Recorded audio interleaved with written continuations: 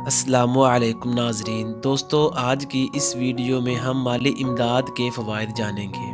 مالی امداد دراصل ان لوگوں کے لیے کی جاتی ہے جو معاشی پریشانی کا شکار ہے، مصیبت میں ہے، تکلیف میں ہے، بے گھر، در بدر یا پناہ گزین ہے، بے سہارا ہے یا کسی کار خیر کے لیے کوئی فرد یا گروہ کوئی عمل سر انجام دے رہا ہو، انہیں عطیات دیے جائیں۔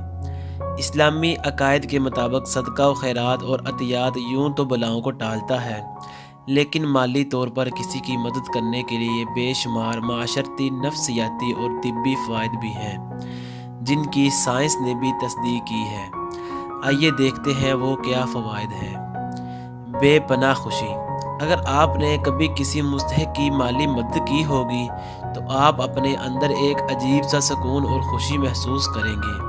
امداد پانے والے شخص کی آنکھوں کا تشکر آپ کو شرمندہ تو کر سکتا ہے، تاہم یہ تشکر آپ کے اندر خوشی بھی بھر دے گا۔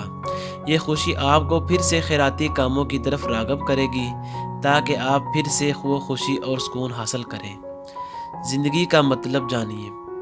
جب آپ اپنے سے کم تر اور غریب لوگوں کو دیکھیں گے، ان کے مسائل سنیں گے، تو آپ کو اندازہ ہوگا کہ آپ کی زندگی کس قدر نعمتوں سے بھرپور ہے۔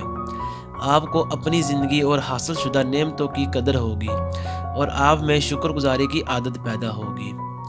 بچوں پر مثبت اثر۔ اگر آپ والدین ہیں تو کسی کی مالی امداد کرتے ہوئے آپ اپنے بچوں میں لاشعوری طور پر ہمدردی، انسانیت اور مدد کرنے کا جذبہ بو رہے ہیں۔ کار خیر کے کاموں میں اپنے بچوں کو ضرور شریک کریں اور انہیں اس کے بارے میں آگاہ کریں۔ دیگر افراد کو ترغیب ہوگی۔ ہو سکتا ہے آپ کو کسی مالی مدد کرتا ہوا دیکھ کر آپ کے آس پاس موجود افراد کو بھی اس کی ترغیب ہو اور یوں آپ ایک کار خیر کے پھیلاؤ کا سبب بن جائیں۔ معاشی منصوبہ بندی۔ خیرات کرنے سے آپ بہتر طور پر معاشی منصوبہ بندی کرنے کے عادی بنتے ہیں۔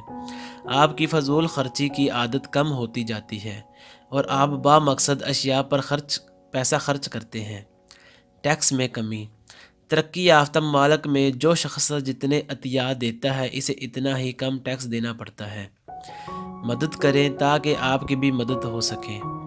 ویسے تو جب آپ کسی مشکل حل کرنے کا وسیلہ بنتے ہیں تو خدا آپ کی مشکلات میں بھی آسانیاں پیدا کرتا ہے اور آپ کی مشکلات کم ہوتی جاتی ہیں۔ یہ خیراتی رقم جو آج آپ کسی کی مدد کرنے کے لیے دے رہے ہیں، ہو سکتا ہے کل اس وقت آپ کو اس صورت میں واپس ملے جب آپ خود کسی معاشی پریشانی کا شکار ہوں۔ ہو سکتا ہے آپ کی مالی امداد کرنے کی عادت مستقبل میں آپ کے بچوں کی معاشی مشکلات کو کم کر سکے۔ جب انہیں مدد کی ضرورت ہو تو آپ سے مدد لینے والا کوئی شخص ان کی مدد کر دے۔ گویا یہ ایک قسم کی سرمایہ کاری ہے جو آپ خدا کے ساتھ کر رہے ہیں، اور یقین رکھیں اس کا منافع آپ کو ضرور ملے گا۔ مزید اس طرح کی اچھی ویڈیو دیکھنے کے لیے میرا چینل ضرور سبسکرائب کریں اور اپنے دوستوں کے ساتھ بھی شیئر کریں۔